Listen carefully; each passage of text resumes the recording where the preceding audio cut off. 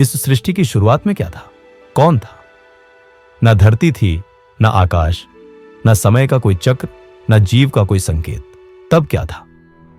एकमात्र उत्तर है शिव। न रूप में, न नाम में, बल्कि तत्व के रूप में। और यही तत्व जब पहली बार प्रकाश रूप में प्रकट हुआ, तब सृष्टि का क्रम शुरू हुआ। आज हम जानेंगे उस महायकता की कथा, जहां शिव से जन्मे ब्रह्मा और विष्णु, और फिर कैसे बनी त्रिमूर्ति, ब्रह्मा, विष्णु और महेश। शिव महापुराण में वर्णन है, प्रारंभ में जल ही जल था, एक अंधकारमय जल राशि, जिसमें कोई चेतना नहीं थी, कोई लय नहीं थी। तभी उस जल से उठा एक तेजस्वी अग्निलिंग, अनंत, निराकार, ज्वलनशील। वह कोई साधारण ऊर्जा नहीं थी, वह स्वयं शिव का प्रथम प्रकाश था। इस लिंग से न शुरुआत दिखती थी, न अंत। यही महाशिवलिंग था, ब्रह्मांड का मूल स्रोत। और यहीं से प्रकट हुए दो देवतागण, एक कमल के ऊपर से ब्रह्मा, जिन्हें सृजन का कार्य मिला, दूसरा क्षीर सागर में शेषनाग पर शयन करते हुए विष्णु, जो पालन का भार लिए उत्पन्न हुए। जैसे ही दोनों देवताओं की चेतना जागृत हुई, एक प्रश्न उठा, हम दोनों में श्रेष्ठ कौन? ब्रह्मा ने कहा, मैंने कमल से उत्पन्न होकर दिशा ज्ञान पाया, मैं ही सृष्टि करता हूं। विष्णु बोले, मैं शेषनाग पर विश्राम करता हूं और संपूर्ण सृष्टि को पालता हूं, मैं ही श्रेष्ठ हूं। तर्क बढ़ता गया, अहंकार बढ़ता गया।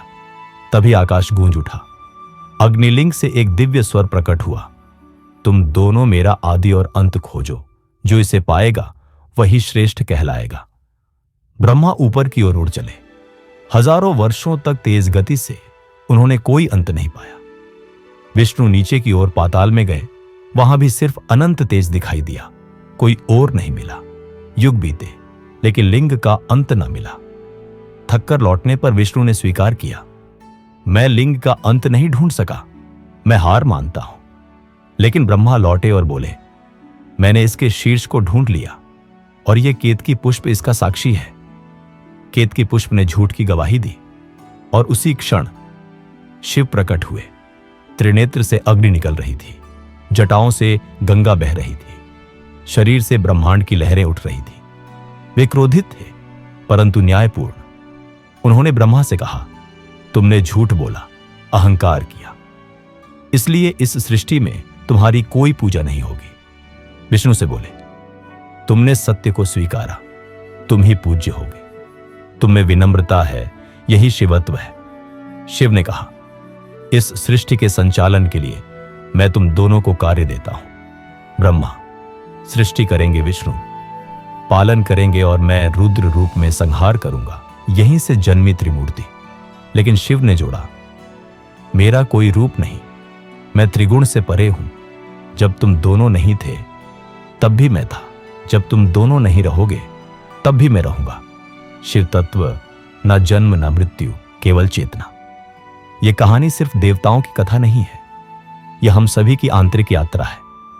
ब्रह्मा जैसा अहंकार हमें झूठ की ओर ले जाता है, विष्णु जैसा विनम्रता हमें शिव की निकटता देता है। यह कहानी सिखाती है कि सत्य को स्वीकारना ही शिवत्व है। और शिव वो सिर्फ देव नहीं है, वो आदिशक्ति, शून्यता और पूर्णता का समन्वय है। तो मित्रों, आपने जाना कि कैसे त्रिमूर्ति की उत्पत्ति हुई, शिव से। ब्रह्मा और विष्णु के भीतर जो ऊर्जा है वह भी शिव से ही निकली है।